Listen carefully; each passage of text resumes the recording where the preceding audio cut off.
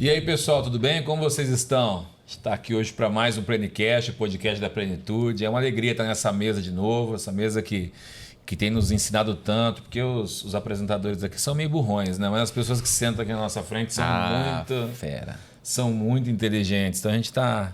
Nosso QI já saiu de 1 para 2 depois desse tempo que a gente está tendo de mesa aqui, está sendo muito bom.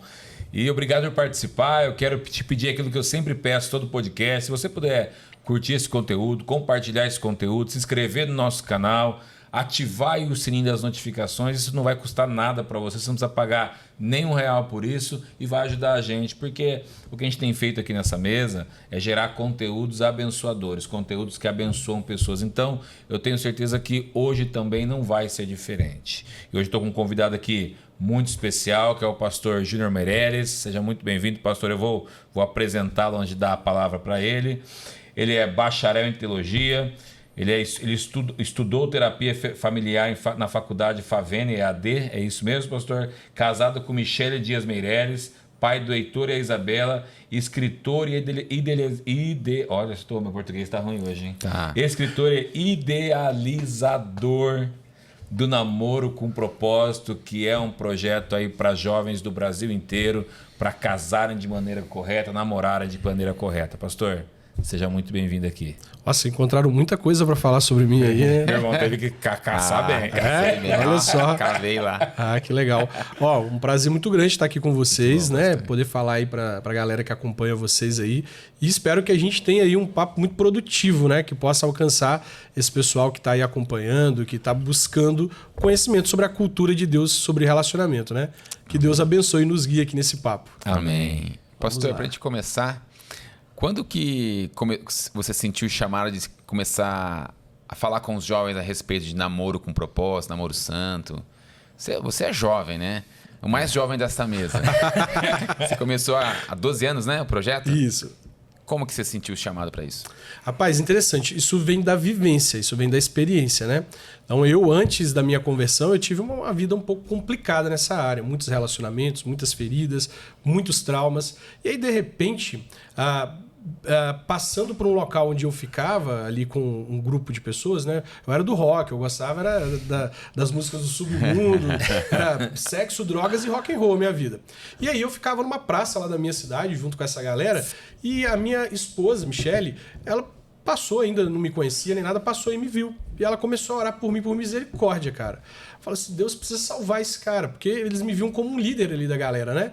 Falou assim, Deus salvar esse cara, talvez salve os outros. E ela começou a orar pela minha vida. E interessante que enquanto ela orava pela minha vida, ela orava pelo futuro esposo dela. Não sabia ela que estava orando pelo mesmo cara, né? Oração dupla. Oração dupla, né? Então, forte isso, né? Oração dupla. E aí, no meio de uma dessas dificuldades da vida, uma depressão profunda, saí de casa procurando uma igreja para ir. Falei com Deus, eu preciso de uma igreja. E saí passando na porta de várias igrejas. Entrei numa igreja bem longe da minha casa, depois de ter passado na porta de várias. E, de repente, essa moça se apresenta. Fala, poxa... meu nome é Michele e tal, tô muito feliz de você estar aqui, e eu orava por você, e eu olhei para aquilo e falei, cara, que coisa impressionante, alguém orava por mim, né? Além da minha mãe, né? Óbvio, porque a mãe sempre ora, olha, alguém orava por mim e tal. E essa moça se aproximou no sentido de, deixa eu ajudar esse camarada aqui, né? Porque um cara estranho. Piercings, 1, 2, 3, 1, 2, piercing aqui, alargador na orelha, tatuagem, uma camisa do Iron Maiden, dança da morte nela, cabelo grande. Caveirona na camiseta. Isso. E ela decidiu se aproximar e falou assim, ó, deixa eu tentar facilitar a estadia dele aqui, né? E eu comecei a gostar daquela menina. E, cara, minha experiência foi de, tipo, olhar pra ela e pensar assim, deve ser igual às outras, né? E eu falei no final do culto mesmo, ali depois de uma conversa, deixa eu dar um beijo na sua boca. Rapaz... No final do culto? No final daquele culto. Cara, assim, ela até fala assim, do maior pro menor, vai saindo em nome de Jesus aí, porque isso tá errado. E ela foi me contar o que eu deveria fazer para dar um beijo na boca dela. O que eu deveria fazer? Eu deveria envolver pastor, mãe e 6 meses de oração para eu poder desfrutar de um beijo dela. Mas eu fiquei tão encantado com aquele negócio, eu oro por você e tal, e uma pessoa assim, né, com uma luz sobre ela, bonita também. Falei, então tá, então vamos fazer o seguinte, chama o pastor, a gente ora, chama sua mãe e te dá um beijo. Ela, não, mas não é assim, tem o tempo. E aí propôs esse tempo de oração e a gente ficou durante esse tempo de oração ali juntos, orando, nos conhecendo e tal. Demos o primeiro beijo. e entendemos que não podíamos beijar. E aí nós falamos, olha, se a gente continuar beijando... Até brinquei ontem lá na igreja de Pinheiros, onde eu estou pregando, falei assim, gente, ó... Cara experiente, com somebody love forte, a mocinha da igreja, né, pura, né, não vai dar certo, não ia funcionar.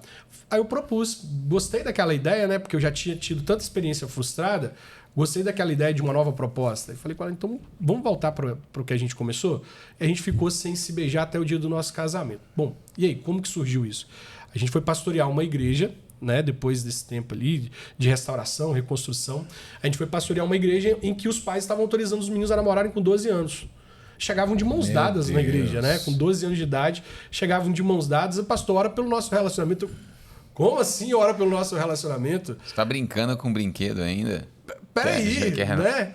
Ora pelo nosso relacionamento. Isso é um crime terem autorizado vocês com 12 anos a namorar. E aí o que nós entendemos? Vamos contar a nossa história para eles, quem sabe não surta efeito, né?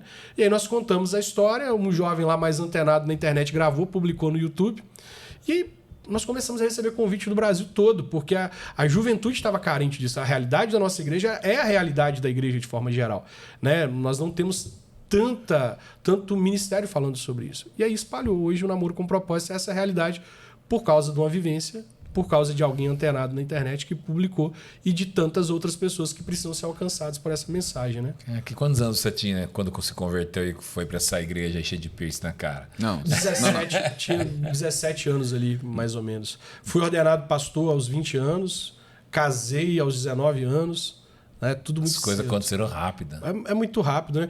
Na verdade, essa estadia lá fora, ela foi aquela volta no mundo que você dá ali por um curto tempo ali, mas bem profundo, que você vai bem fundo, né? É o filho pródigo ali que foi deixando as suas bênçãos pelo caminho, depois está lá comendo com porcos e tem que voltar para casa do pai, né? Felizmente, o pai estava lá me esperando. Que benção. Não dá nem para imaginar.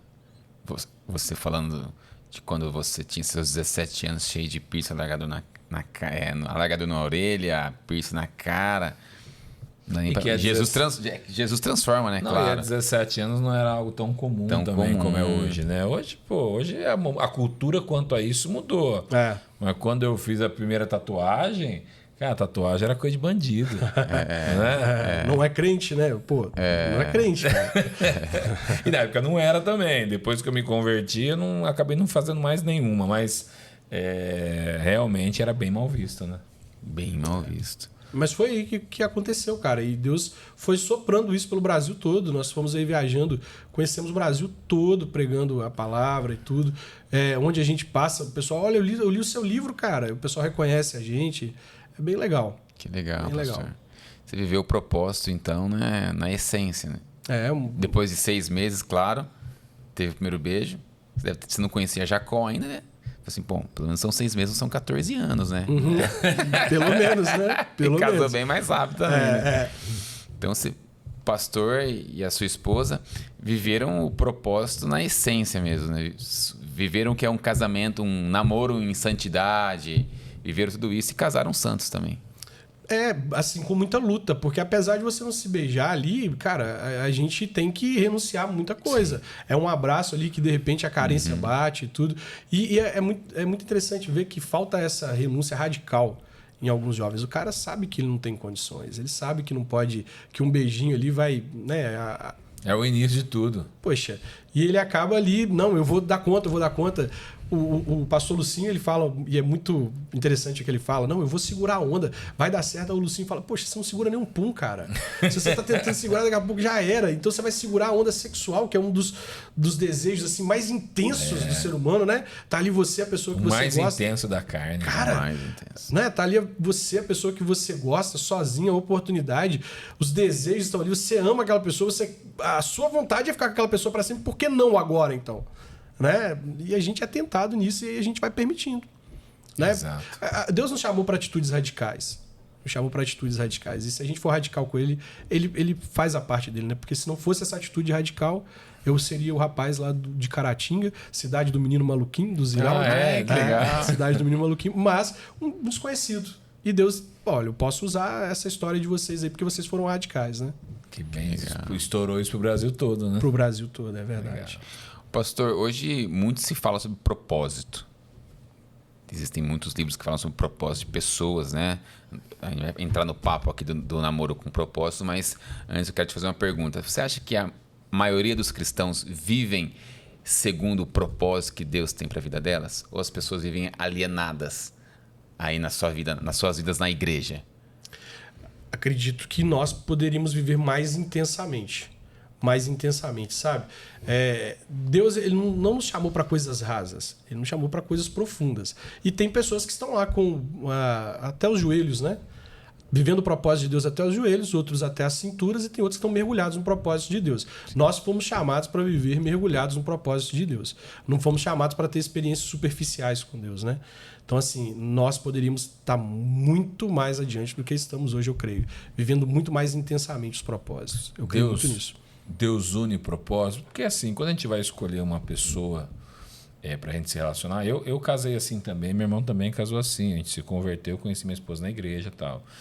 E eu, na minha opinião, acredito que Deus una propósito. Pessoas que estão alinhadas com você. Como você encontrar a pessoa que tem o mesmo propósito que você? O Mac Anderson, ele fala uma coisa muito interessante. Ele vira e fala assim, fidelidade não combina com balada, não combina com carnaval. Como é que você encontra uma pessoa que está alinhada com você? Vivendo intensamente aquilo que você quer para sua vida. Né? Durante muito tempo, é interessante que lá nos primórdios dos congressos, o congresso chamava Namoro com Propósito, e haviam aqueles jovens que iam para a igreja ali no intuito de observar, quem sabe, né? Tem alguém aqui com quem eu possa construir a minha vida. E isso, de alguma forma, durante muito tempo foi visto como algo errado. Não, na igreja não pode. Você não pode ter vindo para cá com... Óbvio, não pode ser a motivação principal de você ir para um congresso sobre namoro. Não pode ser a principal. Mas por que não? Por que não ser ali que você vai encontrar alguém, né? Então era dito assim, não pode, na igreja não. Se você veio para cá, você está com a motivação errada e tal. Cara, é ali que você deve buscar, porque a fidelidade combina com aquilo ali, né? Então, eu falava ontem lá com os solteiros, a partir dos 30 anos, né? Que muitas vezes eles estão até um pouco assim, poxa, o tempo está passando e as coisas não estão acontecendo. Peraí, até que ponto você está envolvido nas coisas de Deus? Porque às vezes você está atraindo coisas que não são de Deus porque você não está envolvido no caminho, não está seguindo o caminho. Eu conheci minha esposa como? Andando pelo caminho. Sim. E os nossos propósitos são parecidos por quê? Porque a gente estava no mesmo caminho, né? Então, por exemplo, o pastor da igreja virava e falava assim, olha, pessoal, nós temos faxineira na igreja, mas nós estamos precisando de voluntários que precisamos fazer algo muito rápido. E aí, eu estava lá e de repente ela estava lá. Peraí, que legal, cara, eu encontrei ela aqui. Né? Reunião de oração, vigília na igreja. Nada combinado, porque a nossa relação ali de proximidade inicial ali foi de amizade. Ela disse não. Né? Então, assim, não, é você lá e eu caio, de vez em quando a gente se encontra, a gente conversa, sou sua amiga. E vigília, ela estava lá na vigília, né? A reunião de oração, ela estava lá, estudo bíblico, ela estava lá. Então a gente foi se encontrando e Deus foi unindo isso, foi aproximando isso. Então, como é que eu encontro essa pessoa? Cara, vá vivendo intensamente aquilo que você espera. Eu quero alguém de Deus, então onde que eu vou encontrar alguém de Deus? Caminhando próximo de Deus, né? Exato. Acredito que essa é a ideia. Porque tem que tomar cuidado, porque às vezes na igreja você pode encontrar alguém que não é de Deus, inclusive. Então você tem que ter muito discernimento também. Exato, né? Exato. Outra mensagem ontem, nem tudo que reluz é ouro. Sim, né? Exato. A gente precisa diferenciar o que é estar na igreja do que é ser igreja. Exato. Tá? Mas veja bem, olha que interessante. Foi o exemplo que eu acabei de dar. Tem uma reunião de oração, a pessoa está lá. Tem uma limpeza da igreja, a pessoa está lá. Tem uma célula, a pessoa está lá. Peraí. Que tipo de fake vive isso? Que tipo de fake se entrega nesse nível? Entende? O fake, ele é aquele que meio que ele aparece onde ele é visto. Entende? O cara tá limpando a igreja, poxa. Que tipo de fake faz isso? Você entende? É muito mais profunda a questão. Então é alguém que está ali mesmo disposto a servir, a viver para a glória de Deus. Então, é claro, a gente precisa diferenciar. Porque a pessoa ela pode estar na igreja porque é um lobby, é uma coisa social, é bacana. Entende? Mas, peraí, o cara tá limpando, chamou para limpar, o cara tá limpando. Chamou, precisa fazer uma reforma na igreja, o cara tá lá trabalhando na reforma. O cara poderia estar em outro lugar. A moça poderia estar em outro lugar, né? Mas tá ali, então pode ser muito mais do que um fake, né? Óbvio que tem pessoas que se dão a isso, né? De tentar passar uma imagem para conquistar a outra e fazer absurdos. Mas faz sentido uma pessoa que tá ali para tudo, né, que tá ali para servir, para poder, o que conta comigo para o que precisar. Então, certamente essa pessoa tem algo diferente. Você falando aí, pastor, eu tô lembrando aqui da minha história. Eu e meu irmão, a gente casou, conhecemos nossas esposas na igreja, casamos em santidade. E quando eu cheguei para Cristo, eu tinha um namoro. Ela também era de Cristo, só que nós éramos de igrejas diferentes. Ela não gostava da minha igreja, porque é uma igreja mais avivada, dela mais tradicional. E um dia Deus me incomodou. Falou assim, Hugo, você colocou tudo na minha mão. Eu já tinha 2 anos de convertido. Mas você não colocou o seu relacionamento nas minhas mãos ainda. Que quando eu me converti, eu já tinha um relacionamento com essa pessoa. E aí eu falei, tá bom, Senhor, vou colocar nas tuas mãos. Coloquei nas mãos dele e aguardei a resposta. Eram 5 anos de relacionamento já. E aí Deus falou para mim, após 30 dias, eu orando, sem ter contato nenhum com ela. Deus falou, Hugo, não é isso que eu tenho para sua vida. E eu me imaginava quando eu visitei a minha vida no futuro, eu casado, eu com os meus filhos, onde estaria minha esposa e os meus filhos, já que ela não gostava de estar na minha igreja. Eu falei, eu quero uma esposa que viva os mesmos propósitos que eu na igreja. Terminei o relacionamento, voltei, continuei com a minha vida na minha igreja normal, e eu falei, Senhor, eu quero uma mulher que ame a Ti muito mais do que eu. Que profundo. E aí eu falei, Senhor, o Senhor sabe meu gosto. Não é errado, eu creio que não é errado a gente pedir o seu gosto para Deus, né? E eu falei assim, pai, tu conhece meu gosto. O cara grandão assim, era cabeludão na época, aí as irmãzinhas ficavam em cima, era mais fácil, dava pra até escolher melhor. É mesmo, olha aí. Mas eu falei para Deus, Senhor, eu quero uma esposa que ame o seu reino, assim como eu amo o teu reino. E aí chegou a minha esposa na igreja, Jaqueline, e aí eu falei, meus olhos já brilharam já, né? Eu falei, é essa, hein? Será? Comecei a orar sem ela saber, comecei a orar no secreto por ela, assim como a sua esposa orou pelo Senhor. E eu comecei a orar por ela e eu comecei a ver sinais nela de que ela queria Deus. Quem aqui quer ser líder de célula? Ela levantava a mão. Vamos campanha, vamos sei o que, ela levantava a mão. Aí nosso pastor, ele lançou uma campanha de oração todos os dias às 6 horas da manhã, uma semana, em jejum, 6 horas da manhã. E aí que eu vi, ela estava nas reuniões às 6 horas da manhã, só que eu não tinha falado com ela ainda. Eu me converti com 24 anos, eu tinha 26 nessa época. Eu falei, cara, como que eu vou chegar nela? Naquele dia, Deus preparou um encontro entre eu e ela no café da manhã, meu irmão estava junto também, comecei a falar com ela, comecei a ver que ela tinha os mesmos propósitos que eu, e estamos aí. Isso já faz 10 anos de casado. Olha só, e olha que coisa linda que serve de lição. Você visitou o seu futuro. Porque nem tudo que é bom no momento vai ser bom lá na frente. E aí tá uma evidência muito clara de que isso não é para mim, né? Você vê que a vida ela é composta de fases. Você é solteiro, você namora, você vai noivar e você vai casar.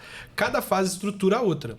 Se você tá num namoro em que ele não vai fazer a base pro futuro, peraí, mas até onde isso vai chegar?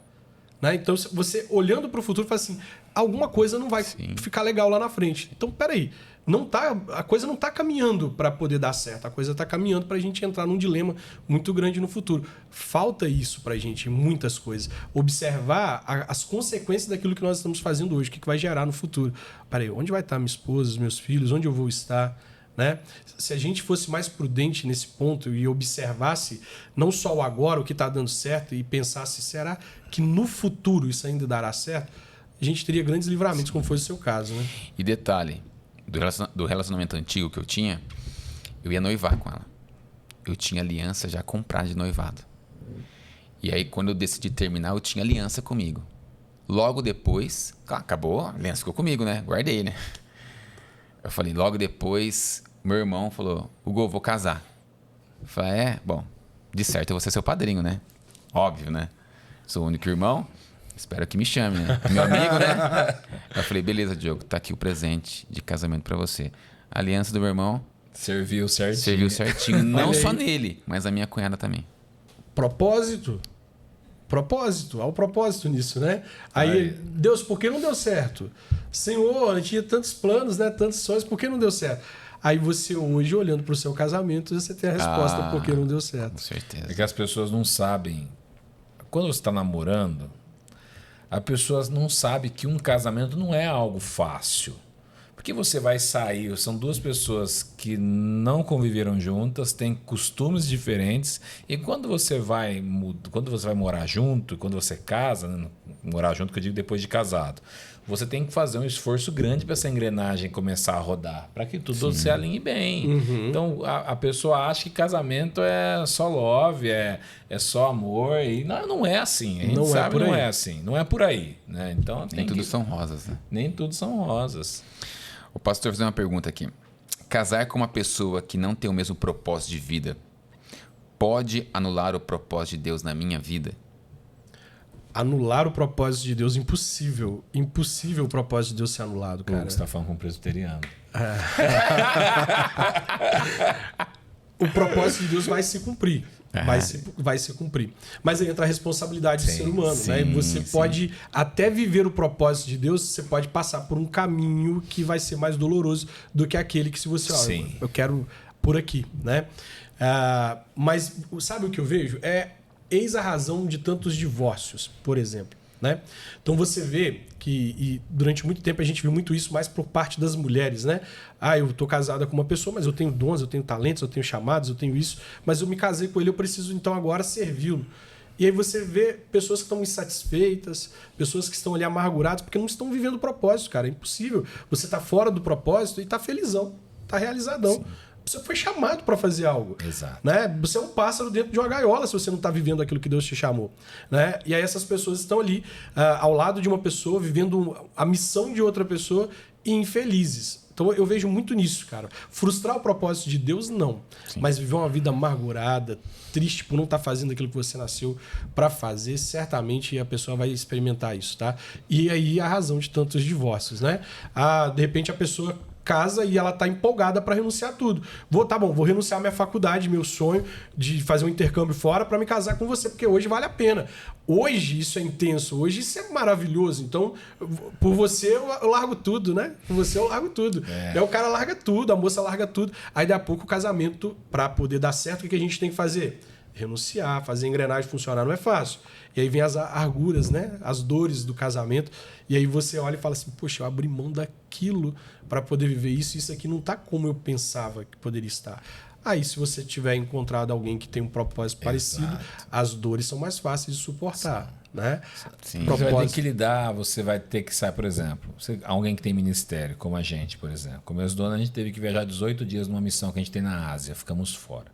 Se nós não tivéssemos esposas que entendem o propósito, minha esposa ficou grávida de 9 meses aqui ainda. Eu cheguei, depois de 15 dias minha filha nasceu. Se nós tivéssemos esposas que não entendessem o propósito, nossa vida seria um inferno. Real, é isso aí. E a questão do propósito não é assim, poxa, você tem um ministério de ir, né? Mas peraí, sua esposa também tem que ter um ministério de ir? Não é por aí. Por exemplo, olha o meu caso. Eu sou o cara do púlpito, a minha esposa é a mulher dos joelhos. Exato. Né?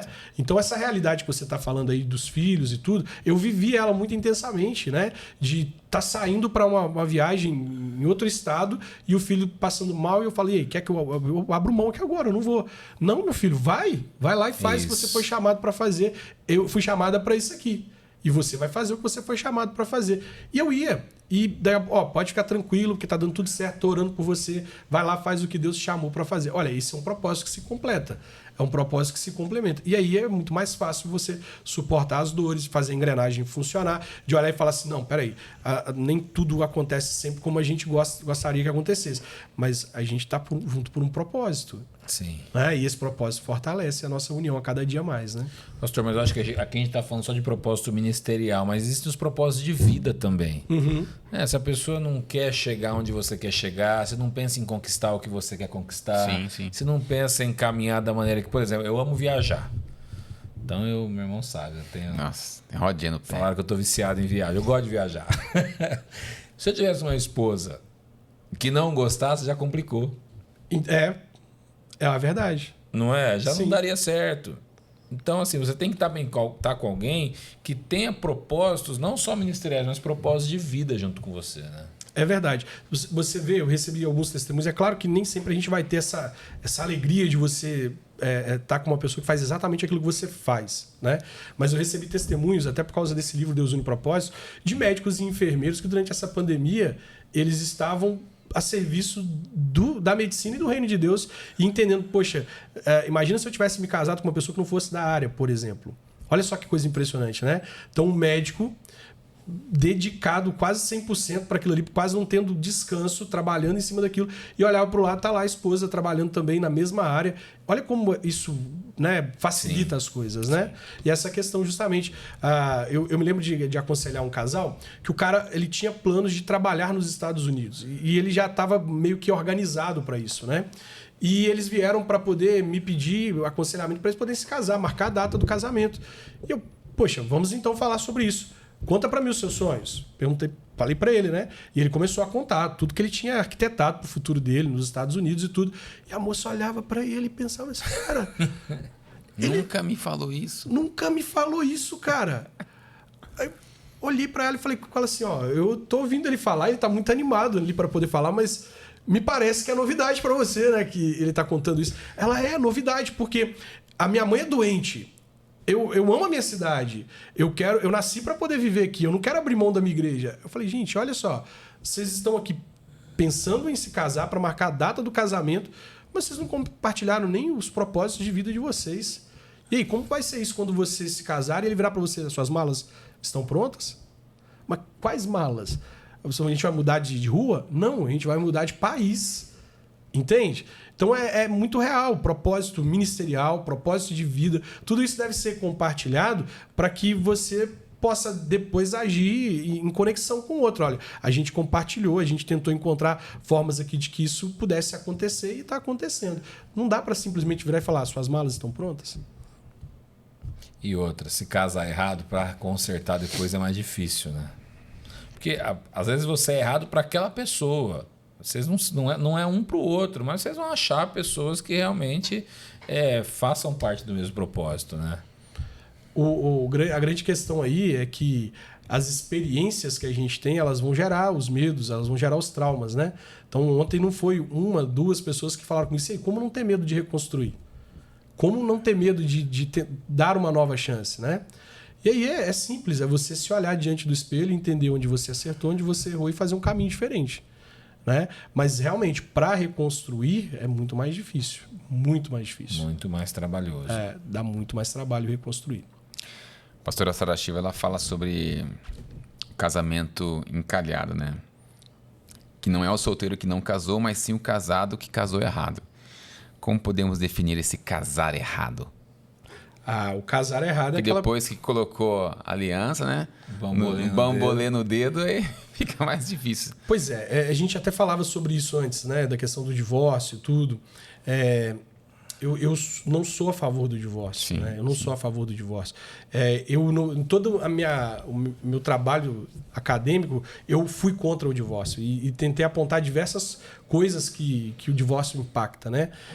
Então, realmente não sou a favor. Eu acredito na reconstrução, eu acredito que a gente pode fazer algo dar certo e dar certo mesmo, sabe? Não é aquela coisa de fachada, porque eu me casei e a minha igreja não aceita o divórcio, agora eu vou ter que ficar com essa pessoa pelo resto da vida, que é o que ela tá falando aí, né? O encalhado é aquele que casou errado, né? E a pessoa fica ali, quando é que Jesus vai chamar aqui, né?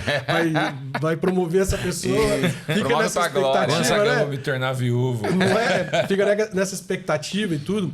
Eu acredito que naquilo que aconteceu com José, não sei se vocês lembram dessa questão, José teve um sonho. E até que esse sonho fosse real, olha por onde que José, o caminho de José, né? Foi difícil. E quando ele chega lá no fim de tudo, e ele vai se revelar para os irmãos ficam com medo do que aconteceu. Nossa, ele vai se vingar. E ele fala, olha, vós intentastes o mal contra mim, Sim. mas Deus transformou em bem. Né? Então eu acredito na reconstrução, acredito muito nisso.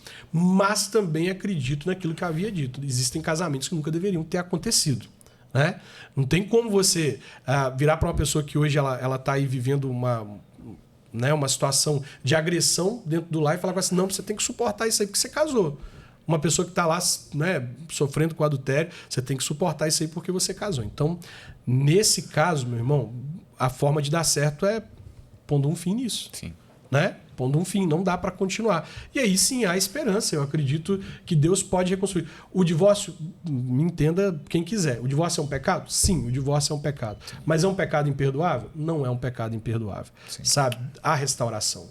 É o que a gente conversava antes do podcast aqui, né? Que existem casos realmente que, por exemplo, agressão física, traição por vezes, que são casos que é difícil até você falar para outra pessoa, olha, não se divorcie, porque a pessoa corre risco de vida em casa. Então, como você vai fazer? Mas existem coisas, tem gente que por qualquer coisa quer divorciar. Deu um espirro e quer divorciar. Não, acho que não deu certo. Não é bem assim que eu imaginava. Eu vi, inclusive, uma postagem ontem no Twitter. Está sendo muito comentado, inclusive, que é da ex-mulher do Kaká. Porque ela escreveu, ela deu uma reportagem dizendo assim, então, o Kaká é um perfeito, nunca me traiu, jogador de futebol, bonito, um bom marido, mas eu simplesmente decidi me divorciar porque não gostava mais tanto dele. Então, olha só, a gente tem que tomar cuidado para isso não acontecer nas nossas igrejas, com as pessoas que nós cuidamos, as pessoas do nosso convívio. Não é, cara, você não gosta mais, vai largar. Não é assim que funcionam as coisas. Acabou o amor. Estamos romantizando o divórcio, né? Exatamente. A gente viu o youtuber, o Whindersson lá, no rompimento dele, romantizando. Não, nós vamos permanecer amigos, porque nós nos amamos. Nós só não queremos mais ficar juntos, mas nós nos amamos. É estranho isso, né? Nós vimos os dois cantores agora essa semana, a Sandy, né? Também. E aí, de repente, ela abraça e fala, ele é perfeito. E ela é perfeita, mas... não dá mais pra gente... Peraí. Que perfeito. Meu Deus. Se é tão perfeito assim, qual a dificuldade de ficar junto? Não, é porque é aquele negócio, é umbigo, né? A gente tá olhando muito pro umbigo da gente, né? Não, mas a gente não pode falar isso porque os filhos não são pretexto. Cara, os filhos não são pretexto, mas você foi diante de Deus, diante das testemunhas e disse, prometo te amar, te respeitar, te honrar, ficar com você na alegria e na tristeza. Peraí, na alegria deu certo. Mas e a tristeza? Tem o deserto a ser superado. Exato, também. Sim, né? Sim. Agora, porque não está dando certo, eu descarto. Essa geração do descartável, né? Não, enquanto dá para poder servir aos meus desejos, enquanto eu consigo servir os dele, então a gente vai. Mas depois não deu certo, descarta, joga fora. Né? Não se conserta mais as coisas.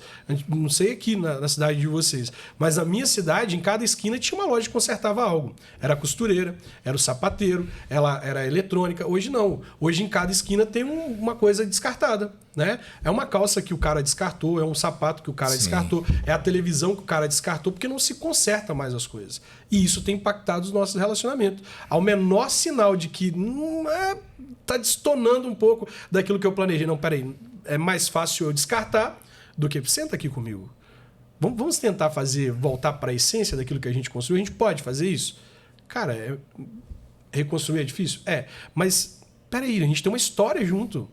Temos filhos, né? Dá para poder trabalhar para que aquilo dê certo, ainda que alguma coisa não tenha saído como a gente pensava, esperava, né? Esse te amo, mas não quer é estranho, né? Por exemplo, tem um hino antigo do grupo gospel chamado Raça Negra, que fala, te amo, mas não quero nem te ouvir, nem te olhar. Por isso Deus me livre.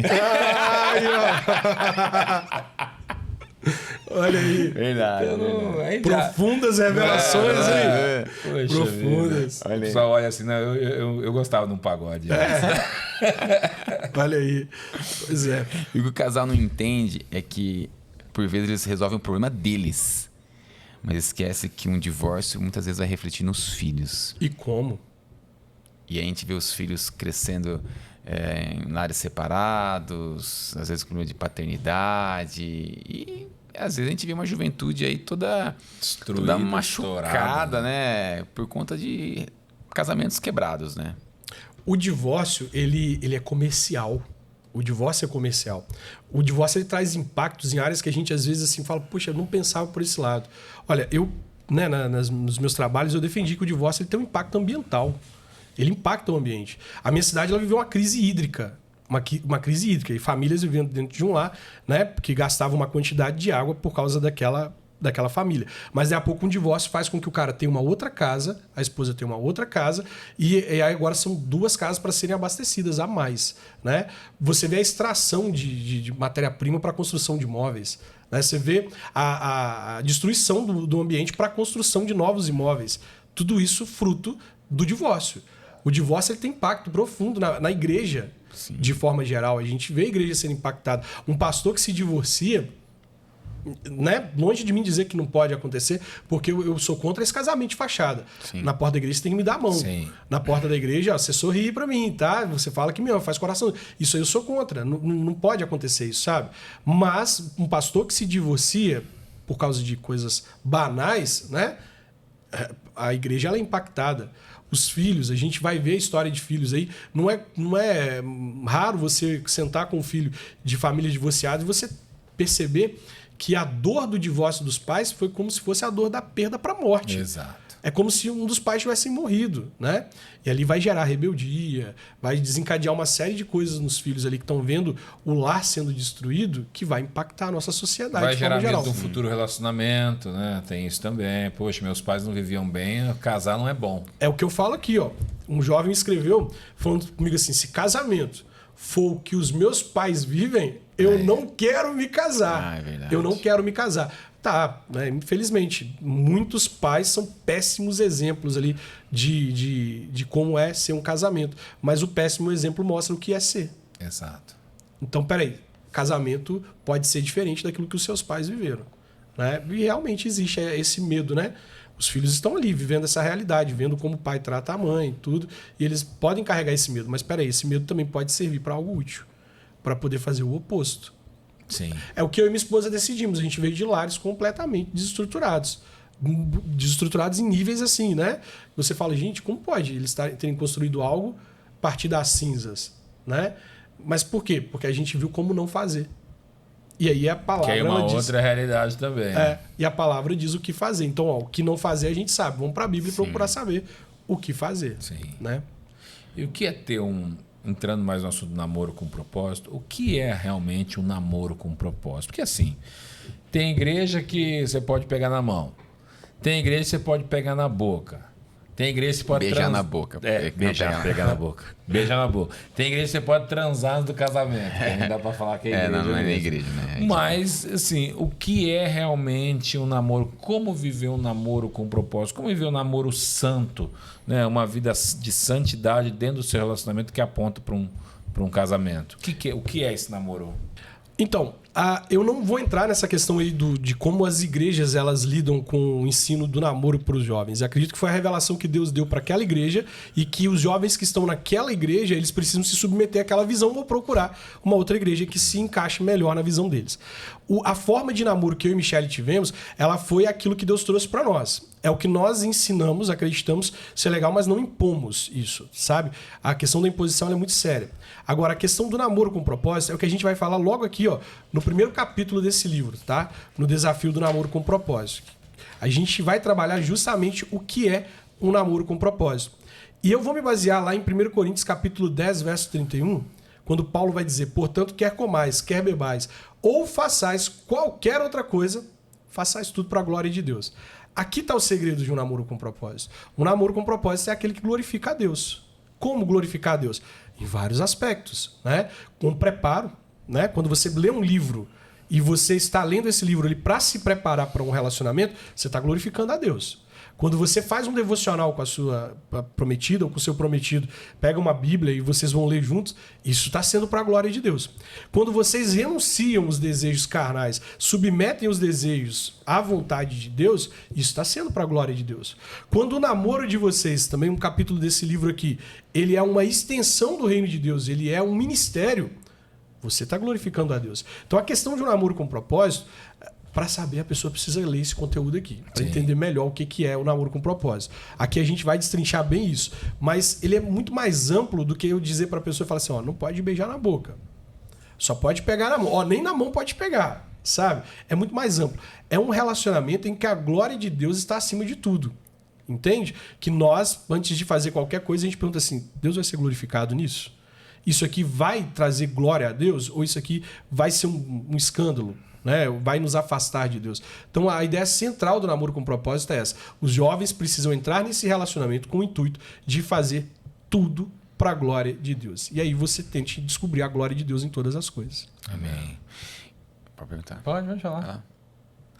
Parou ímpar. Ganhei. Não, porque eu não quero cortar o seu pensamento. Dentro dessa questão do namoro com propósito, a gente sempre busca ter uma resposta de Deus para saber se essa pessoa é o que Deus tem para mim ou não. É que por vezes Deus não vai aparecer no seu quarto como um anjo dizendo casa com ele, casa com ela, mas Deus fala. Como você trata essa questão para você ter a certeza que essa realmente é a pessoa para sua vida? Essa questão ela é bem fácil, não existem regras. Não existem regras, tá? Mas existem coisas elementares. Coisas assim, sem as quais não tem como, né? Por exemplo, você pode divergir em muitas coisas. Você pode gostar de coxinha e ela de croquete. Você pode gostar do São Paulo e ela do Corinthians, né? É difícil. Lá no meu caso, gostar do Atlético Mineiro, maior de Minas, e alguém gostar do Cruzeiro, por exemplo, né? Aqui é Ponte Preta e Guarani. Aqui é Ponte Preta e Guarani. Aí, entende? Vocês podem divergir numa série de coisas, cara. Mas vocês não podem divergir sobre Deus a princípio. Sim. Isso é a coisa mais importante, né? Então ali já há uma evidência. Peraí, nossos pensamentos a respeito de Deus, eles são parecidos, né? Aí você já começa a trabalhar em cima disso. Tá, ok, nossos pensamentos são legais. Agora vamos lá para o texto de Gênesis, quando a gente vai ver Isaac e Rebeca. Como que aquilo que aconteceu? Olha que coisas tão elementares ali. Primeiro, Isaac, ele estava solteiro aos 40 anos e tranquilo. Tranquilo. Papai teve que dar um empurrão. Sai da minha casinha. Olha aí. Vamos lá, ver. Entende? O pai, né? Olha um simbolismo aqui muito interessante. O pai, ele entende que não é a hora dele. Se deixar ele tá muito tranquilo, né? Mas por que estava tranquilo? Vai ler o final do texto. Isaac estava orando quando ele viu Rebeca vindo. Então, peraí, o cara estava tão pleno no relacionamento dele com Deus, tão intenso, que ele não tinha essas preocupações, né? Se tivesse, não era difícil para ele ter um relacionamento, concorda comigo? Isaac era solteiro, estrangeiro, né? Uma pessoa diferente chegou na igreja. Peraí, você já viu como é que as pessoas olham para alguém diferente que chegou na igreja? Solteiro, estrangeiro, certamente um belo tipo de homem, rico, e olha o contexto do lugar onde Isaac estava. Não era difícil ter um relacionamento ali. Quando você vai ver a biografia das mulheres ali da terra de Canaã, você vai ver que não era, né, tão difícil ele ter um relacionamento. Então havia uma razão pela qual ele estava solteiro aos 40 anos. Certamente eu vejo nisso esse relacionamento com Deus. Mas vamos lá. Tá, o pai entende que é a hora, né? Então ali, vamos falar para os jovens, né? Os jovens eles estão cada vez mais independentes. Mas peraí, vamos trazer para a questão familiar aqui. E aí, seus pais, como que eles veem esse relacionamento? Né? É um indício. Né? Se os pais eles abençoam, é um indício. Júnior, mas se os pais não abençoam? Quer dizer que está errado? Não, nem sempre. Mas quer dizer que Deus ainda não disse que é a hora. Tá? Eu vejo muito isso. Eu sou muito dessa linha de Deus não tem seus planos interrompidos por ninguém. Se Deus quer que aconteça, vai acontecer. Mas espera aí, existe o tempo. Eu tenho certeza que ele é a pessoa de Deus para minha vida, ela é a pessoa de Deus para minha vida. Tá, mas meus pais ainda não abençoaram. Então, peraí. Na hora que os seus pais disserem agora, é porque Deus falou, é agora, vamos lá, né? Então os pais abençoam.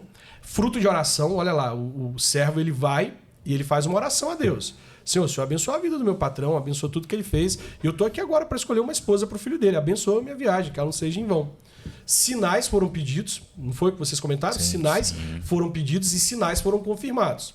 Pô, eu não posso pedir sinais para Deus e achar que Deus não responde. Tá? Porque é isso que tem acontecido muitas vezes. As pessoas, elas religiosamente falam, Deus, olha, confirma os sinais. E aí eles vêm e falam assim, Deus confirmou mais ou menos. Na ânsia de querer a resposta que ela está buscando. Né? Deus confirmou mais ou menos. Mas peraí, Deus não é mais ou menos, cara.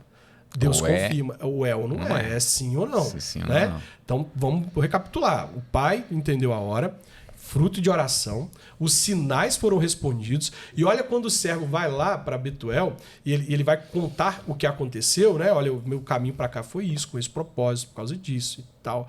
Aí o que ele diz? Olha, a gente não pode lutar contra isso, a mão de Deus está nisso aí. Sim. Uma bênção familiar, né? E aí vai ver o histórico desse casal, né? A Bíblia ela é muito enfática ao dizer que ela era bonita e pura. Bonita e pura, né? É uma outra discussão que a gente tem que ter aqui de falar sobre pureza e virgindade, que é outro assunto que a gente pode discutir. Mas olha o contexto disso aí? Sinais de que aquele relacionamento era de Deus. Então, beleza, eu acredito muito nisso. Eu acredito muito na bênção, claro, começando lá, né, pela pessoa de Deus, uma pessoa que está buscando a vontade de Deus, tudo aquele contexto que eu falei de alguém que realmente está imerso nas coisas de Deus. Uma bênção familiar, fruto de oração, sinais foram respondidos.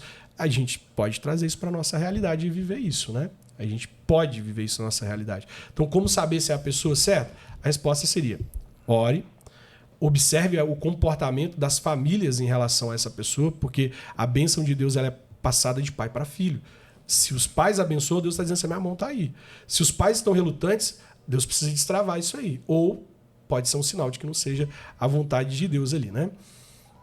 Os sinais, peça a Deus sinais. Senhor, eu preciso de sinais. Rapidamente, eu falo demais. Você falou que mineiro fala, né? Pode ficar à vontade, porque mineiro é bom de papo. Bom de papo, né? Pois é. Pode falar à vontade. Olha só, antes de eu aparecer lá na igreja naquele contexto todo tatuado, cheio de piercing e tal, um músico da igreja chamou minha esposa para sair. Não era minha esposa, né? Fica estranho falar isso aqui, né? Minha esposa chamou Michele para sair, né? E aí eles foram para uma pizzaria e o cara cortejando ela, um Dom Juan, cara, assim, né? Elogios e muito assim, né? Romântico e tal. Mas ao mesmo tempo em que ele era cortês com ela, ele era mal educado com o garçom por causa da demora da pizza.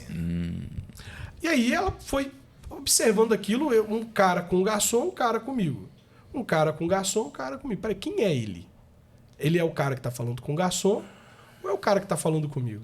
E ela veio, né, me contando depois. Ela falou assim: é impossível que alguém trate alguém que está servindo a gente desse jeito, que aparentemente não tem utilidade para ele, e está me tratando desse jeito aqui agora. Então, peraí, esse camarada tem interesses comigo que quando esses interesses passarem, talvez ele vai me tratar igual está tratando o garçom. Ela não esperou a pizza, cara. Graças a Deus. Ela foi embora. E aí, uma semana depois, apareceu o Júnior lá na igreja. São sinais. São sinais que devem ser observados, né? Então a gente precisa observar esses sinais. Peça sinais e acredite que Deus responde. Você acredita que, se você perguntar para minha esposa qual foi o primeiro sinal que ela teve comigo, foi quando eu levei ela para jantar e ela viu que eu tratava bem o garçom. Você acredita? Pena que ela não está aqui para falar isso. Olha que interessante, tá vendo? Poxa. Eu levei ela para jantar, a primeira vez que a gente saiu para conversar, eu levei ela para jantar e ela reparou da maneira que eu tratava o garçom, como deve ser tratado, como igual, uma pessoa como eu. Então ela viu, puxa, ele vai me tratar bem. Conselho: foque no tratamento do garçom. Olha esse conselho aqui. Então, atenção, a hora que sair para poder comer alguma coisa, foque na maneira como a pessoa trata o garçom. Né? E outra coisa também que a pessoa pode ficar de olho é como a pessoa trata os pais. Eu ia falar isso. Uhum. Porque tem gente que trata o pai que nem animal. Na ponta da bota. Na ponta da bota. Eu já vi várias vezes. Eu vejo aquilo e falo: você tá louco, cara? Você acha que a gente se fala com sua mãe e com seu pai? Tem que ter respeito. Então isso é um sinal para a pessoa ver. Pô, você trata mal a mãe, o pai, é mãe ainda. Fala, pô, vai, esquece. Não tem como dar certo. Não tem como dar certo. Outra coisa interessante, essa questão do namoro ali, começando pela amizade, que a gente bate muito nessa tecla, ela é importante por quê? Porque você está se guardando emocionalmente. E aí as ilusões, elas são menores. Quando você tem um contato físico com a pessoa, já começa a gerar um apego. Né? E aí você começa, a ilusão idiótica, ela começa a se manifestar, começa a tolerar coisas que não seriam toleráveis, né? Quando você tem uma amizade, você tem a capacidade de ver antes dessa relação. Uma das melhores formas de você perceber se algo daria certo e conhecer alguém é observar como a pessoa age quando você erra com ela. Como a pessoa age quando você erra com ela, porque a gente erra. Quem não erra? Não, normal. Atira a primeira pedra aí, né? Sim. Atira a primeira pedra quem não erra. Um atraso. Né? Eu particularmente não gosto de atraso. Eu não gosto. Né? Mas espera aí, qual o contexto do atraso? Por que atrasou? Por que atrasou? Entende? Às vezes uma pessoa ali que se atrasa por causa de um contexto, né? E aí quando chega e encontra a pessoa ali emburrada, discutindo, brigando, peraí, tem alguma coisa errada aí. Porque me tratar bem quando tudo está indo bem é fácil. Mas e quando eu erro? E eu vou errar. Eu vou errar. A gente não entra num casamento com certeza de que vai ser sempre certo. A gente vai errar. E a gente que tem o Espírito Santo agindo em nós, a gente sabe a hora que a gente erra. Fala, pô, me perdoa, não devia ter falado isso pra você, me perdoa. Não é? Pois é. Mas observar como a pessoa lida com o seu erro é muito sério. A gente erra várias vezes, às vezes na forma de falar, né? E aí, de repente, você fala uma coisa de uma maneira que você achou que estava falando legal e não foi, e a pessoa ela reage de uma forma e você fala, espera aí, cara, tem algo errado. Né? A gente precisa observar a maneira como as pessoas lidam com os nossos erros, porque se tem uma garantia é que eu e você vamos errar, e principalmente nessas relações de muita proximidade. O erro vai acontecer. Exato. E a maneira como a pessoa te trata no momento do erro, certamente é a maneira que a pessoa vai te tratar depois que passar por aquela fase da conquista. Né? E outro profeta, né? Eu vou tratá-la bem para que ela não tenha medo quando começar a conhecer os meus segredos. Né? Profeta Frei. Né? Então, bastante atenção à maneira como uma pessoa te trata quando você erra. Eu pensando aqui no meu casamento, quando a gente estava conversando aqui, eu estava tentando lembrar a última vez que eu briguei com a Natália, mas eu não consegui me lembrar. Porque realmente, assim, a gente faz tudo para viver... Para a glória de Deus. Muito bem, para a glória de Deus, até por causa dos filhos. Eu não quero que meu filho veja eu na minha casa brigando com a minha esposa. Né? Meus filhos presenciando esse tipo de coisa. Até pelo respeito que eu tenho por ela como minha irmã em Cristo também, que não é só minha esposa, mas é minha irmã também, mas os meus filhos que estão ali. Eu não quero que eles observem nem presenciem esse tipo de coisa. Então, as pessoas têm que ter essa consciência, né? Porque o relacionamento tem que começar bem desde o namoro. Se no namoro já briga, já xinga, já grita, o casamento daí só vai se intensificar. É verdade, é verdade. E essa questão aí também é interessante, porque quando o jovem se prepara para o relacionamento, ele participa de um curso de noivos, ele assiste palestras. Na minha época a gente tinha que alugar DVD. A gente alugava os DVDs do Jamie Camp, do Josué Gonçalves, né? E a gente foi discipulado por esses homens, né? E hoje não, hoje o material está acessível, está aí, né? Em cada livraria você encontra alguma coisa. Quando você se prepara, e foi a realidade do meu casamento, a gente foi se preparando de forma que quando a gente foi lidar com as coisas no casamento, a gente olhou para o outro e a gente já sabe a resposta para isso. A gente já sabe como resolver isso, né? Então tem tanto material, tanta coisa bacana, que para você ter um casamento saudável, você pode começar desde o namoro, né? A ideia do casamento começa no namoro, né? Você começa desde o namoro a se preparar. E aí quando chega lá dentro do casamento, a coisa flui com muito mais naturalidade, porque vocês já estão preparados, né? Para viver aquilo ali. Pastor, você tem muita experiência com relacionamentos aí no Brasil, afora. Na sua opinião, se você pudesse elencar, quais são os maiores desafios que um casal que está se preparando para o casamento enfrenta? É a pressa? É o fogo, né? A santidade? O que você elenca aí como os maiores desafios? A começar pela pressão para casar. Vamos começar pela pressão que a igreja ela passa para que os jovens se casem, né?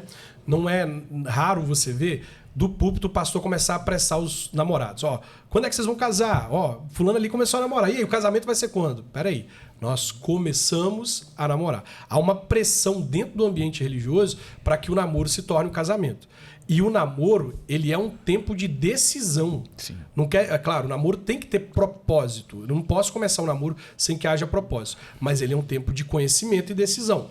Não é porque eu comecei a namorar que o resultado dele tem que ser no casamento. Às vezes eu descobri que não.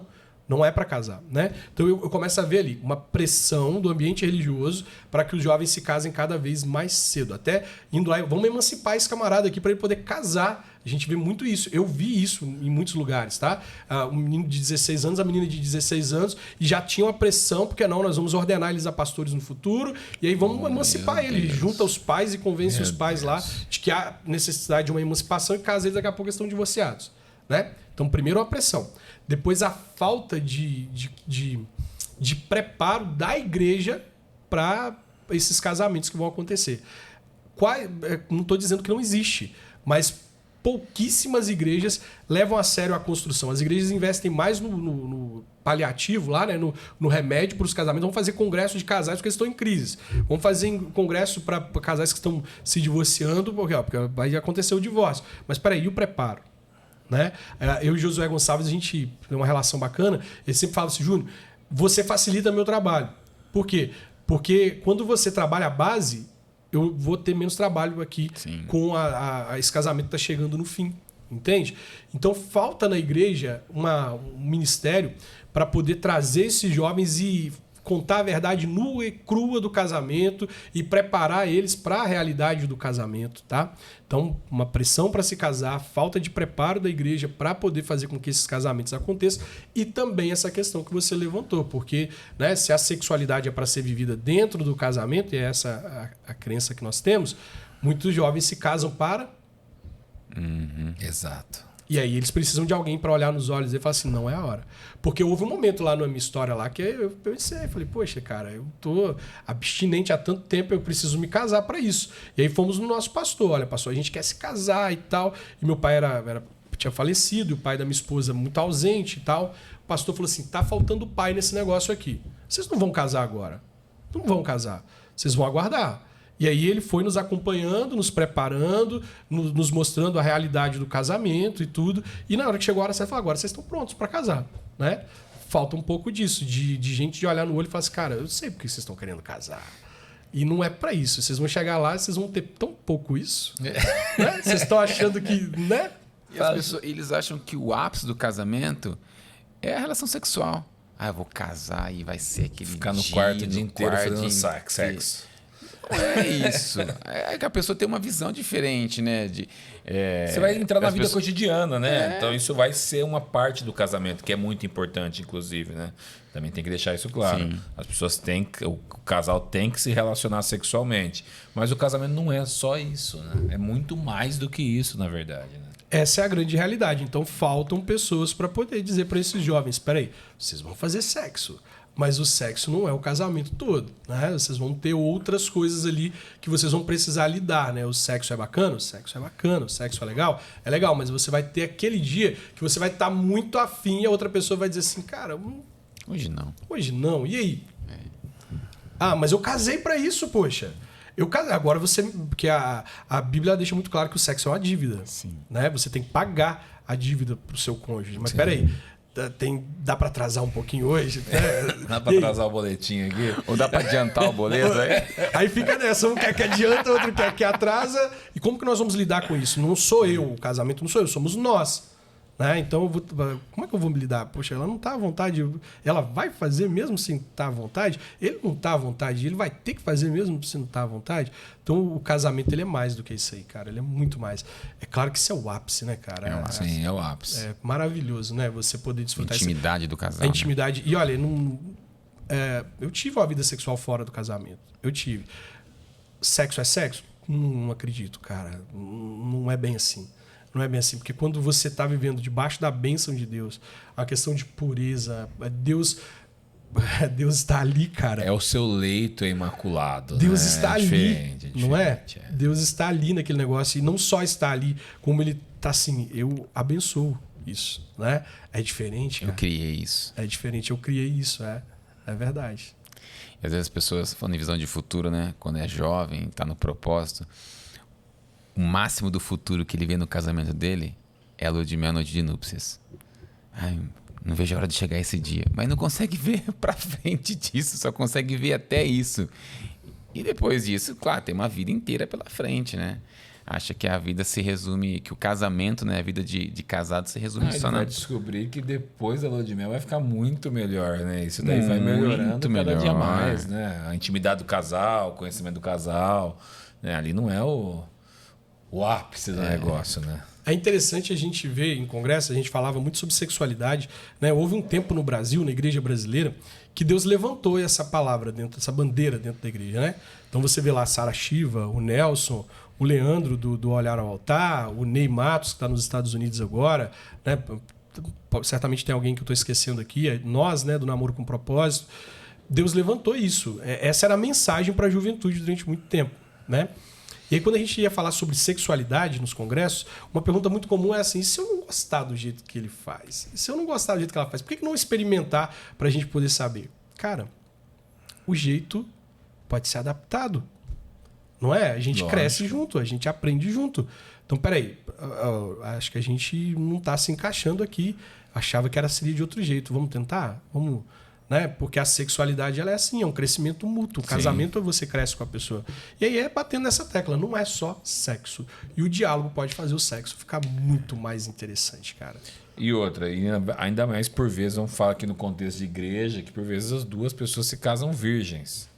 Então eles vão se conhecer, eles vão desfrutar um do outro e vão se conhecer, vão aprender juntos, né? É. Interessante isso que você falou, viu? No contexto da igreja, será? Não é da maneira correta, né? Deveria ser assim. Né? Olha aí, nós estamos precisando dessa mensagem ainda mais na igreja, cara. E essa questão aí, até naquela questão de virgindade e pureza, né? A gente tem muitos que não são mais virgens. Exato. Mas que são profundamente puros. Sim. E a gente tem virgens que não são puros. Exato. Não é? Então, assim, nós estamos vivendo tempos aí de ser importante essa diferenciação, né? E, infelizmente, hoje a gente está vivendo um tempo de muitos jovens que estão lá na adoração, na pregação e também na pegação, né? E vivendo as coisas intensamente. Falta temor, né, na juventude. Temor. O cara tava no altar, tocando ali para Deus, e o cara desce e vai para a cama com a namorada. Sem temor nenhum. Sem temor nenhum. Sem temor nenhum. É incrível isso, né? É incrível. Mas sabe o que é isso? É a ostentação cristã que a gente está vivendo hoje. É muito duro para o jovem abrir mão Do altar. do altar.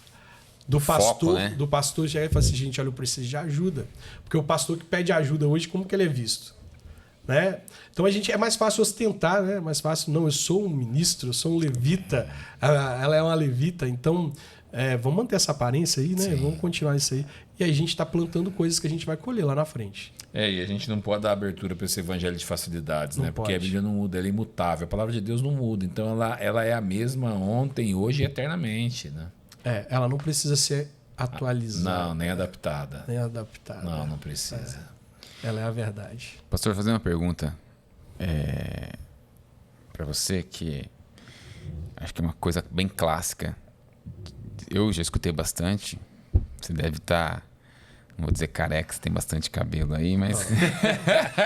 O barbeiro, ele... Eu tô um pouco. Muitas pessoas cristãs se casam com pessoas que não são da mesma fé. Como você enxerga um relacionamento assim? Eu fecho com o catecismo católico, eu fecho com as confissões de fé. Não é correto. Né? Aquilo que eu falei, a gente pode divergir em muitas coisas, mas não dá para divergir sobre a forma que você se aproxima de Deus. Né? Tentam dizer que é o mesmo Deus, que tal, bacana, legal, mas a gente precisa admitir que as formas como nós nos aproximamos de Deus é diferente. Né? Então eu tive um amigo, né, que se apaixonou por uma moça de confissão de fé diferente, né? Ele evangélico, família evangélica, ela católica, família católica.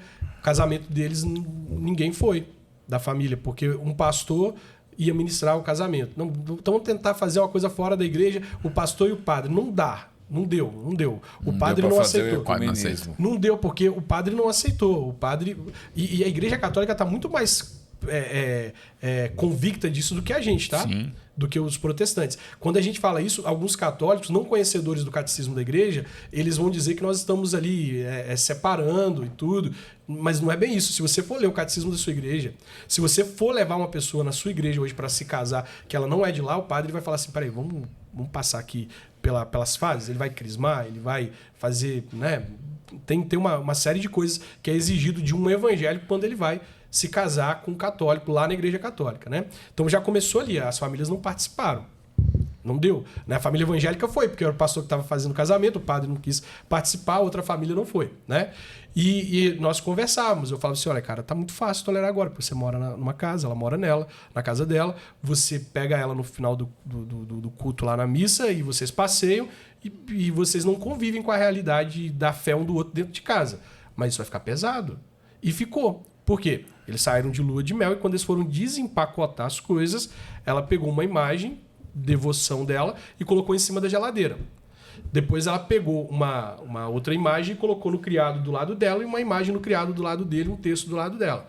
Aí começou, peraí, não, eu até aceito do seu lado. Olha como é que a coisa ficou. Já dividiu a cama já. Eu aceito que você coloque do seu lado, mas do meu lado aqui, aí já começou a divisão. Vamos ter um tempo com Deus, vamos. E ele ia orar e ela rezar, né? E aí, e os filhos? Os filhos nasceram, como que foi? Cara, é extremamente traumático. Eu vou batizá-los, não, eu vou apresentá-los na igreja. É aquela realidade que a gente explica de forma, às vezes assim, sem ter visto acontecer, e eu presenciei tudo aquilo que eu falava do púlpito, aqueles conflitos que as pessoas iriam viver, eu presenciei na vida do meu amigo. E eu vi o divórcio acontecer porque chegou um momento que não dava mais, né? Já não estava dando. Eles estavam tentando se aproximar de Deus juntos, mas cada um seguindo um caminho diferente. E eu vejo muito isso até mesmo na relação entre presbiterianos e assembleianos. Eu ia brincar, dá para ser arminiano e calvinista na mesma casa? Olha, pode ser sincero, eu tô seguindo uma linha que você percebe que está sendo uma linha que tem sido muito explorada na igreja ultimamente, que essa discussão ela aflorou, claro. São debates importantes para quem é da área da teologia, né? Eu gosto desses debates, eu gosto muito de conversar sobre isso. Mas, né? Não são pontos culminantes para a salvação. Sim. É aquilo que eu falei sobre o jovem e a forma que a igreja trabalha com o relacionamento, né? Foi o entendimento que eles tiveram lá. Então você vê hoje pastores calvinistas presbiterianos transitando por alas arminianas. E pastores arminianos transitando por alas calvinistas.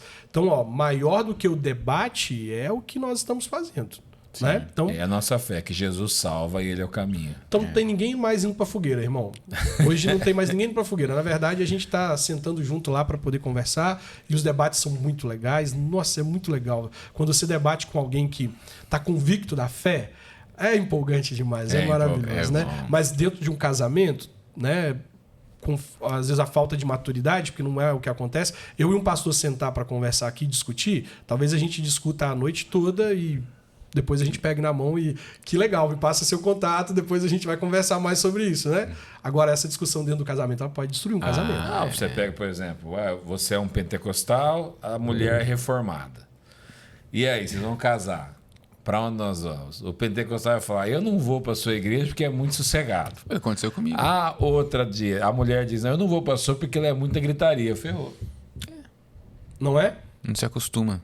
Pois é. Vai ser um peixe fora d'água. É diferente, muda, não adianta. Não tô nem falando que um tá certo ou tá errado, não é questão disso. É questão de propósito, é questão de divisões diferentes, né? Não dá para você se relacionar com alguém que não se aproxima de Deus da mesma forma que você. Isso vai impactar seriamente. O próprio catecismo ele diz que o casamento ele já tem as suas dificuldades. Por que ampliá-las? Sim. Né? Um assunto tão delicado como esse, você já entrar no casamento dividido com algo como isso, né?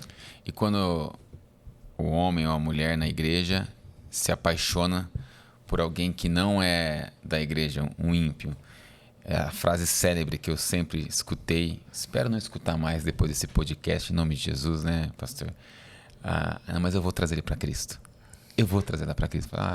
Olha, já vi essa história tantas vezes, não vai Pode ser acontecer? Pode. Eu já vi casos de que aconteceu, também, né? Mas é muito mais raro, na minha opinião.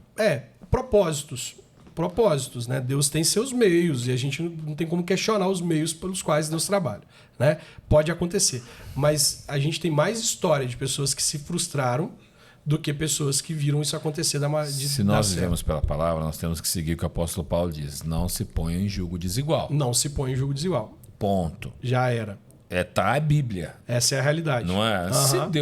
Se Deus quer fazer de uma maneira diferente, ok.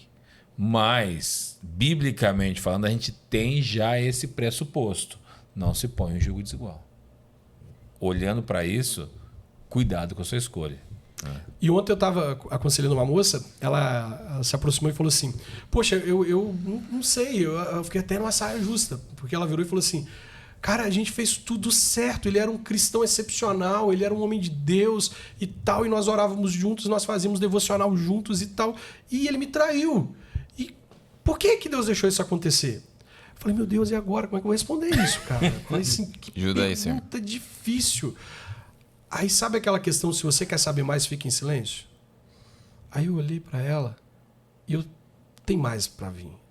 Aí ela foi e falou assim, é porque quando a gente começou, eu falei com ele que ele tinha que batizar e tal, e ele foi lá e batizou. Aí eu falei com ele que ele tinha que participar da classe de novos convertidos, ele foi lá e participou. Eu falei, mas peraí, Você falou que ele era um homem de Deus, que você se casou com um homem de Deus, que vocês liam a Bíblia juntos e tal. Mas você agora está me contando algo novo. Você falou que esse homem de Deus tinha que batizar. Você fez ele parecer um homem de Deus.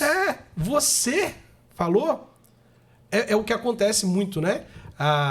Na igreja fica essa questão. Eu só caso se você for para minha igreja. E para a igreja é muito fácil. Batizar, a gente tá vivendo esse tempo aí de relativizar as coisas. É uma água que eu vou entrar, poxa. Exato. Né? A falta de temor leva o cara a pensar, é uma água que eu vou entrar. Então, tá, vamos lá. E não era um homem de Deus, foi um homem que você formou. Né? Então a gente tem que ter esse cuidado. Né? Aí eu só caso se você vier para a igreja. Peraí, você já impôs. E se ele te quiser, ele vai para a igreja. Né? Porque para conquistar a gente vai fazer tudo que puder. A gente vê isso acontecer, os malabarismos que as pessoas fazem para conquistar. Né? Então é batizar? Põe a água aí. Eu batizo. Me inscrever como membro da sua igreja? Eu me inscrevo. Né? Diferente daquilo que eu falei. Né? Pessoal, a gente precisa limpar a igreja porque a faxineira não vai dar conta de fazer pro evento que a gente tem. Quem vai? Pá. Né? Pessoal, a gente vai fazer uma missão. Quem vai? Eu. Pessoal, a gente precisa capinar o fundo da igreja aqui. Quem vai? Eu. Entende? É diferente disso. Né? A pessoa ela vai naquilo que você vai dando toques. Eu preciso que você batize. Eu preciso que você faça... Agora eu quero que você faça parte dos midianitas. Você vai fazer parte do departamento de mídia da igreja. É isso que você quer? Beleza. Mas onde está a voz de Deus nisso tudo aí, guiando isso tudo, né? São todas coisas, vamos dizer assim, externas, né? Batizar, eu vou lá. Você me vê entrando na água. Vou participar dos midianitas. Beleza, vou lá, tô aqui na mídia. Mas a verdadeira conversão é aqui dentro, aquela que ninguém vê, né? Foi isso que você disse. Ele foi forjado por ela. Né? Porque o homem de Deus começou a existir depois que ela teve essa visão dele, né? Ele não era batizado ainda. Como assim o cara que tá... O homem de Deus ainda não era batizado, só se batizou depois que você disse. O Espírito Santo não estava fazendo esse trabalho ali? Entendeu? Muito estranho. Até no caso, né? Vamos dizer assim, que ele não era um homem de Deus, não era convertido ainda, ele converteu por conta dela. Daquele jeito, religiosamente, né? Impostamente, né? Mas às vezes, até o cuidado de quando chega lá um homem novo, um varão novo na igreja, ele é neófito. E a mulher já está um bom tempo na igreja, aí pinta um rapaz novo lá, um bonitão, era o homem que eu estava esperando. E vai lá e tenta casa com o neófito e nem deu tempo do cara maturar na fé ainda. E aí coloca o pé pelas mãos. É essa questão da pressa que a gente estava falando agora há pouco, né? Então tem pessoas que estão há muito tempo solteiras na igreja e aparece alguém e ela fala, olha, era ele. O tempo todo era ele, apareceu aqui, né? Então aí a gente vai construindo essa visão romântica de que era ele, de que a gente vai forjando sinais, né? A gente vai ignorando coisas que estão ali demonstrando que não era, mas não, né? Tem tanta coisa aqui que está acontecendo legal que eu vou ignorar isso aqui. Aí daqui a pouco aquela coisa que foi ignorada, ela vira uma bola de neve, né? Capaz de destruir aquilo que a gente idealizou. Pastor, as pessoas que quiserem comprar os livros, o que elas vão encontrar nesses livros? Rapidamente, você pode falar cada um deles aí? Sim, sim. Bom, começando aqui pelo Casamento Começa no Namoro, né? Esse livro ele fala justamente sobre isso, sobre construir as bases do casamento desde o namoro. Foi aquilo que eu e minha esposa fizemos. Nós nos preparamos e quando nos casamos, a gente já tinha resposta para coisas que a gente enfrentou no casamento. Foi endossado pelo pastor José Gonçalves, um cara que eu admiro muito, legal, que eu respeito muito, né? Tem um trabalho fantástico. No livro Deus Une Propósitos, a gente trabalha justamente essa questão de que nós nascemos com um propósito, com um chamado, com uma missão, né?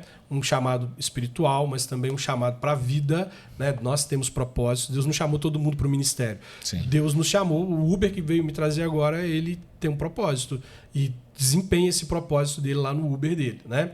Então, veja, Deus une propósitos porque nós temos propósitos de vida e para que os nossos relacionamentos eles fluam, eles aconteçam da melhor maneira possível, a gente precisa descobrir esse propósito e encontrar alguém que tem um propósito de vida semelhante, né? Baseado aqui numa frase do Miles, né, Miles Monroe, que ele diz assim, olha, você pode ter grandes sonhos, pode ter grandes planos, mas se você se casar com a pessoa errada, a sua vida será como a gaiola de um pássaro. Então, se você é águia, não case com uma pomba. Não case com uma pomba. Foi uma mensagem muito impactante dele, né? E essa é a ideia. E nossos jovens hoje da igreja, eles estão muito habituados com a questão do propósito, do chamado, né? E para que esses chamados eles se concretizem, se você é águia, não case com a pomba. Legal. Muito bom.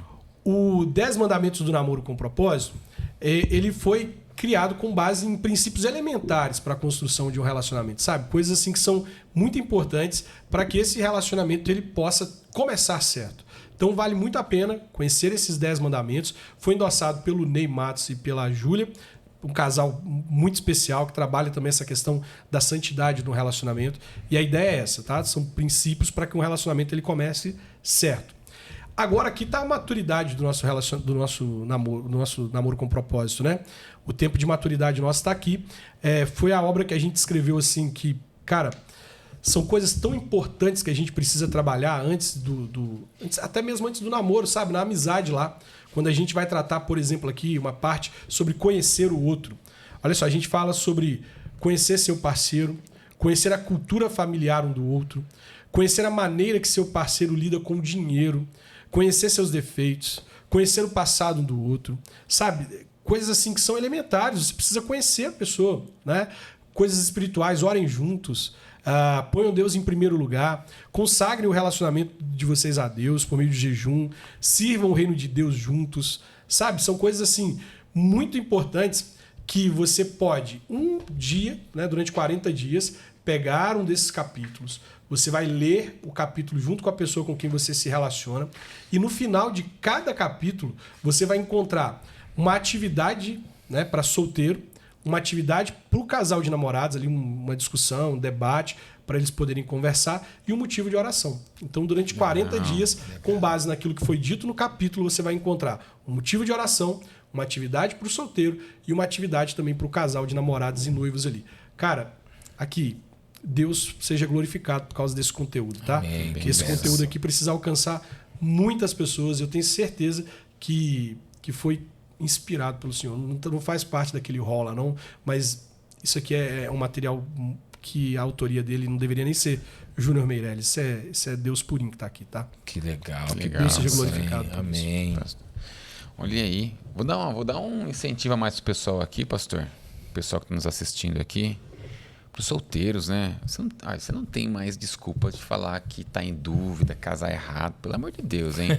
Você ouviu o podcast inteiro aí. Então, agora, isso daqui foi só uma pincelada sobre o namoro com propósito. Agora, para você ficar expert, para você poder colocar tudo isso daqui em prática, o Gustavo e a Bruna vão colocar aí na tela um QR Code de 10% de desconto para você poder levar esses livros aqui, tá? Nas próximas 24 horas, 10% de desconto. Então aqui, ó, 4 livros para você adquirir, levar para casa aí, ler, né? Não adianta só você comprar. Se você só comprar e colocar na estante da sua casa aí, no armário, não vai resolver nada. Então, compra, lê, aprende, fica craque e casa certa. Beleza?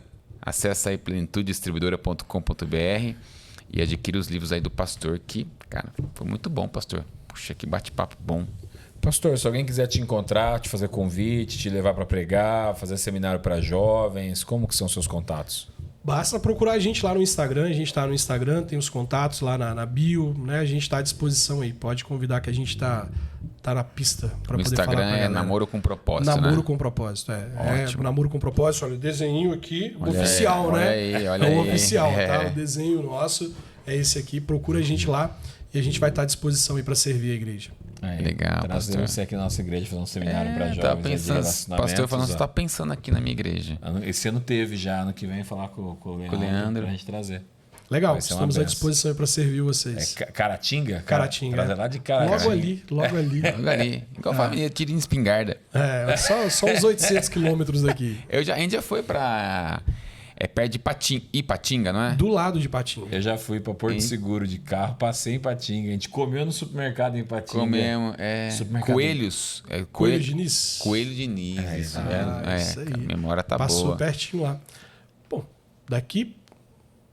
Não passaram em Caratinga, não passaram. Não, a gente pegou outro... Aí passei em Governador Patinga, Governador Valadares, Teofotone. Foi. Tofotone. Aí, que relação legal de vocês, tá? Muito legal, inspiradora, né? 2 irmãos assim, tão unidos, né? Que Deus continue abençoando essa relação de vocês aí. Amém. Foi bacana estar à mesa com vocês e ver isso aí, tá? Muito legal. Amém. A gente é bem amigo mesmo. É bem próximo. Você trabalha o dia inteiro, né? Chega em casa, ainda fica se falando em casa. E aí, você fez isso? Vamos jogar videogame? Sei lá. Olha aí. Somos da mesma igreja, né? Ainda marca férias junto, viaja junto. Então, Que legal. Churrasco no final de semana. Que história legal, hein? Bons amigos. Nossa família é muito unida. Então, isso é uma benção. Nossos pais também. Então, assim, a gente tem uma boa comunhão de família, graças a Deus. Sim. Muito bom. Que Deus conserve isso aí. Amém, pastor. Pastor, a gente sempre termina...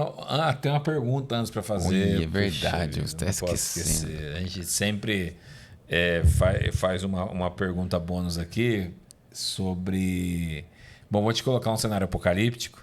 E meu irmão falou, mas se for presbiteriano, você não pode perguntar isso. Não, pode sim. Não, vamos mudar. Tem que sair de casa, pastor, correndo... E na porta da sua casa você deixa a sua estante com os seus livros. Tem que sair correndo de casa. Tocou a sirene. Imagina você está em Israel. Tocou a sirene, tem que sair com a roupa do teu corpo. Mas antes, 5 segundos, 10 segundos, você tem um tempinho de passar na porta e pegar 2 livros. Você não vai voltar mais para sua casa. Tem que pegar 2 livros para você tocar a sua vida dali em diante. Quais livros que você levaria? Com exceção da Bíblia, que já está na sua mão esquerda. Eu faço quando eu faço a pergunta, eu coloco assim, o mundo está acabando. Na verdade, nós somos pós-tribulacionistas. E agora, então, a gente está no meio da tribulação. Aqui você tem que sair correndo e escolher 2 livros. Mas, meu irmão falou, vai perder isso pro presbiteriano, não adianta. Vamos trazer para o contexto da guerra, né? Teve um que falou, sabe o que falou? Não pegarei nenhum. Não só posso. Então eu mudei. Tocou a sirene, tem que sair correndo. Deuses Falsos, do Keller. Eu voltaria para buscar aquele livro. Mexe com a minha alma. Preciso ler ele. Keller. Fantástico o livro dele. Tá? Outro do Keller, O Casamento. Quando ele vai tratar sobre o casamento, eu voltaria para buscar também. Olha aí. Esses 2 livros, certamente. O Deuses Falsos, ele mexe com todas as áreas da vida. E quando ele vai falar sobre o casamento, é impactante o livro dele. Eu sou fã do Keller. É um dos mais citados aqui. Keller... C.S. Lewis. Os mais citados. O Deus Pródigo já foi citado várias vezes também. O Keller, nossa, uma perda, né? Mas o material dele vai estar aí pra gente desfrutar. O cara é fantástico. Vai ser lembrado por gerações ainda. Deuses Falsos não tem como. Vou ler. É uma coisa que eu revisito. Trata com os deuses do nosso coração ali, que a gente tem que desentronar eles. Legal. A gente vai pegando as dicas aí e depois a gente sai lendo, né? Os pastores indicam, olha, isso é verdade, tem que ler, Eu leio aquele livro chorando. Vou ler. Chorando. Não teve uma vez que eu li ele que eu não terminei ele em prantos. Vou ler. Bom saber. Puxa. Muito bom. Vou colocar na minha listinha aí. E vocês? Meu? Cara... é complicado, né? Vocês estão vivendo aí nesse mar de livros, né? Vinho Novo é Melhor. Porque tarde do pleno avivamento. Falou muito comigo esse livro. É um livro testemunhal, né, da vida do Robert Tom. E um outro livro que eu li esses dias também, que tem tudo a ver com o nosso chamado, com o nosso ministério, que falou que foi assim para mim um deleite. Chama-se Atrevi-me a lhe chamar de pai. Conta a história de uma mulher da alta sociedade paquistanesa na década de 70 que se converte ao cristianismo. Então, assim, eu gosto muito de livros, biografias, testemunhais, gosto muito. Então, são 2 livros assim que falaram muito comigo. Que forte o título, né? Muito forte. Porque tarda o pleno avivamento. Leonard Ravenhill. Fantástico. Muito bom. O Vinho Novo é Melhor também foi um dos livros assim que eu li que mais mexeu comigo. Um livro da editora Vida, Poder, Secreto da Oração e de Jejum, também mudou minha vida de oração e jejum. Minha vida foi transformada por esse livro, na vida de jejum mesmo. Entendi a prática do jejum. Movido pela Eternidade também, da John Bevere também. A Isca de Satanás, muito bom. Muito bom. Muito livro bom. Esse livro, do Atrevi-me a lhe chamar de pai, é muito legal porque ela está contando a história dela e acontece um problema com o neto dela. ela cuidava do neto. Ela já estava nessa guerra, porque ela ganhou uma Bíblia de um criado. Na verdade, ela pediu uma Bíblia para um criado, porque ela teve um sonho com Deus, na verdade. Jesus falou com ela através de sonho. E aí ela tinha 3 criados que eram cristãos. E aí ela pede uma Bíblia para eles, começa a ler a Bíblia e acontece do neto ficar ruim. E tem que levar o neto no hospital. Ela vai no hospital católico, onde eram as freiras que cuidavam. E aí, quando ela está nesse hospital, porque o muçulmano ele não trata Deus como pai. E aí a enfermeira fala com ela como ela deveria orar e que ela deveria chamar Deus de pai. E aí é por isso que ela começa a chamar Deus de pai. E aí o livro chama-se Atrevi-me a chamar Deus de pai, é por isso. Você distribui? Distribui. Sim. Tem que colocar link aí embaixo, porque é top. Nossa, fantástico. É tremendo. E até não sei se ela está viva ainda, mas depois ela mudou para os Estados Unidos, fugiu para os Estados Unidos, tá? Então, tem que colocar link aí embaixo. Mas agora eu vou ler o Deuses Falsos. Muito bom, vou ler. Preciso ler Deuses Falsos. Gostei da... Não. Se o pastor chorou, cada vez vai matar comigo, vai acabar comigo então. Se Jesus chorou, né? Como diz o mano, né? O pastor chorou, então... Vamos lá. Pastor, a gente pode encerrar. A gente sempre pede para o convidado orar e orar por esses jovens aí que vão ouvir esse podcast, né? Que precisam dessa sabedoria para um bom relacionamento. Então, bora lá. Vamos orar. Graças te damos, ó Deus, por essa oportunidade de estar na tua presença, numa visão tão impactante, Deus, numa coisa tão interessante que está sendo feita aqui, poder compartilhar, Deus, aquilo que o Senhor trouxe ao nosso coração, num ambiente tão legal, perto de irmãos tão especiais, Senhor. Que visão que o Senhor deu para eles, Pai. Que eles possam continuar firmes nessa missão, muito além das vendas, muito além de expor um livro, mas poder trazer aqui as pessoas que escreveram e consultar as motivações e poder impactar os jovens que estão aí assistindo, as outras pessoas, que o Senhor possa continuar dando graça a eles, Deus, para que essa missão não pare. Obrigado por esse tempo tão bom. Nós oramos por todos que vão assistir esse conteúdo e pedimos ao Senhor que cumpra o seu propósito sobre a vida deles. Amém. O Senhor não nos trouxe de tão longe, não nos reuniu aqui por coisas comuns. O Senhor nos trouxe aqui por um propósito. E que esse propósito seja cumprido sobre a vida de todos nós. Essa oração que eu faço em nome de Jesus. Amém. Amém. Amém. E aí, pessoal? Gostaram? Não tem como você não ter gostado desse conteúdo. Então, o que o Diogo pediu no começo, eu te peço agora no final. Curta, compartilha e segue a gente no canal aí. Beleza, meu amigo? Até uma próxima. Deus te abençoe. Deus Até abençoe. mais. Tchau, tchau.